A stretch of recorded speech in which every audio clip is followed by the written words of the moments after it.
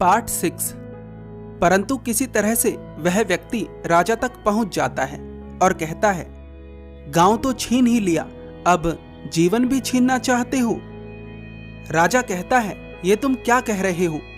मैंने नई नगरी का निर्माण इसलिए कराया था ताकि भूखों को रोटी मिले, रोगियों को चिकित्सा मिले, किसी को किसी बात की कमी ना हो।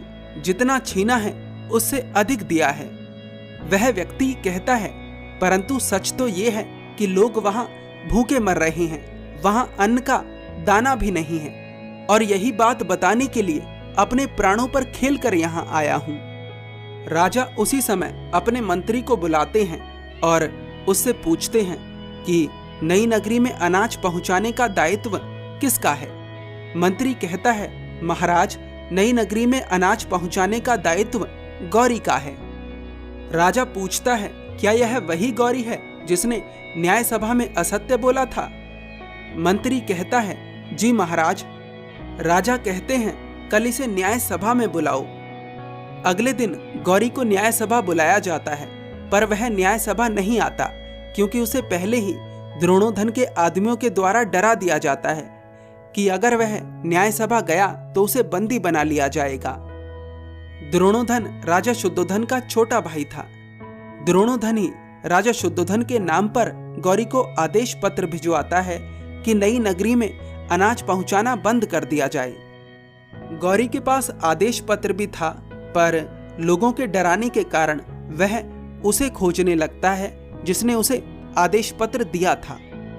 गौरी के न्याय सभा न आने पर राजा अपने मंत्री से कहते हैं, क्या गौरी का न्याय सभा न आना उसके अपराधी होने की पुष्टि नहीं है?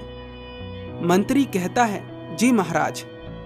राजा पूछते हैं, मैं जानना चाहता हूं कि गौरी का उत्तरदायित्व किसने लिया था?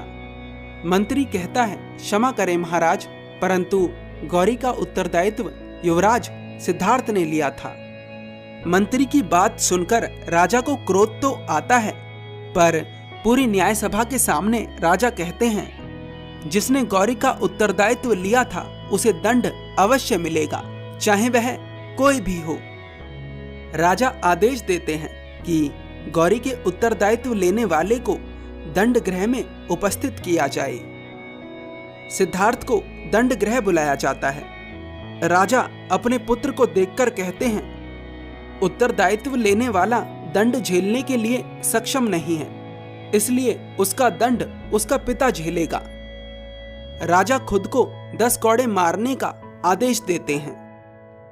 तभी वहां गौरी आ जाता है और राजा से कहता है, क्षमा करें महाराज, परंतु मैंने आपके कहने से ही नई नगरी में अनाज पहुंचाना बंद करा था।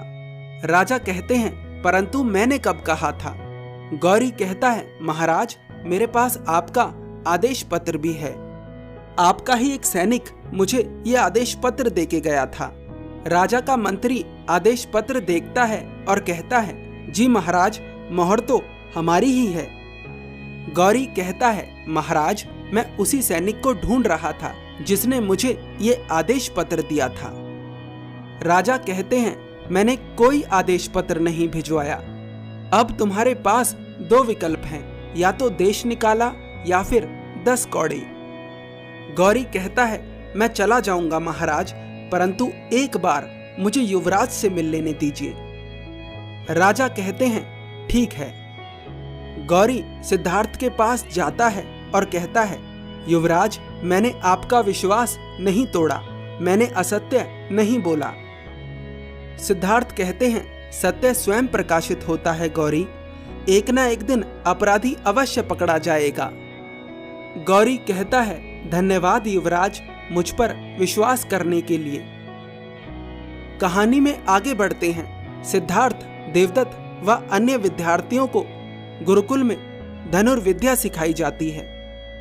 देवदत्त को धनुर्विद्या सीखने में बहुत रुचि होती है।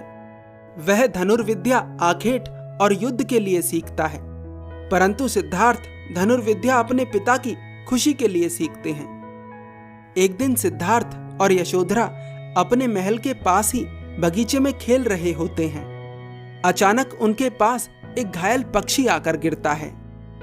उस पक्षी के शरीर में बाण लगा हुआ था और उसके शरीर से रक्त बह रहा था।